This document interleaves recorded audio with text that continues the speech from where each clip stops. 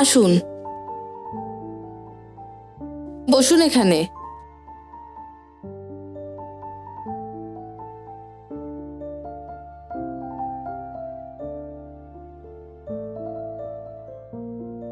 এই নিন।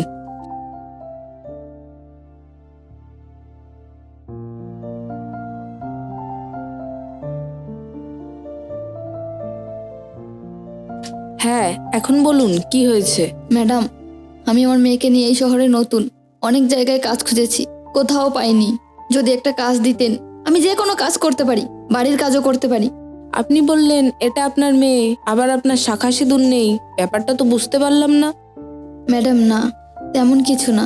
আপনি আমাকে নিজের বোন মনে করে সবকিছু খুলে বলতে পারেন। আশা করি কোনো প্রবলেম হবে না। ম্যাডাম, তাহলে শুনুন,